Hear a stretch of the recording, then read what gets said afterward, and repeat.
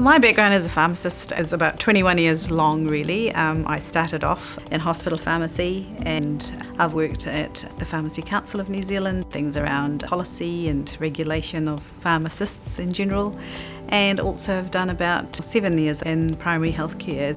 And then the last 18 months almost has been here at PHARMAC as the principal advisor for the Access Equity team.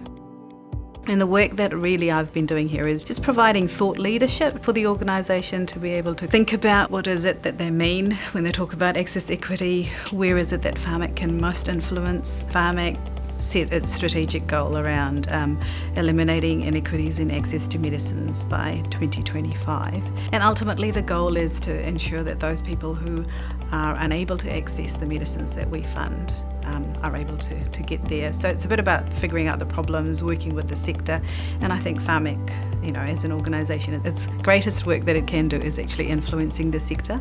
The award that I received was a designation as the Fellow of the Pharmaceutical Society.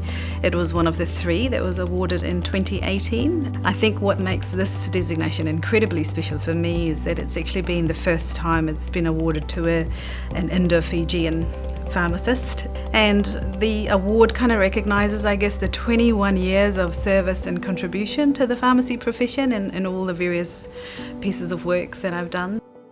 It's given me amazing enthusiasm and energy to keep going. I think there is still a lot more work to be done, and I think that the pharmacy profession has got so much to give for the healthcare of New Zealanders. So I'm personally incredibly excited as I think, what more can I contribute towards the profession?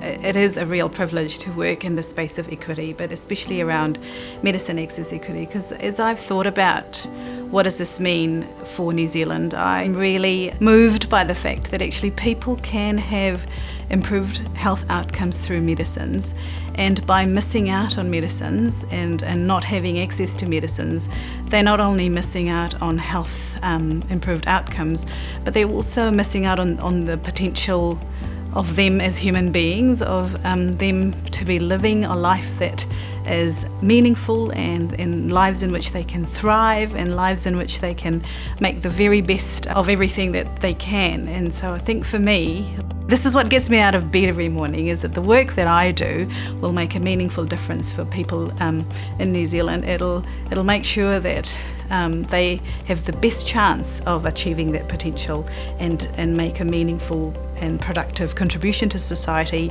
to their families and to themselves, really.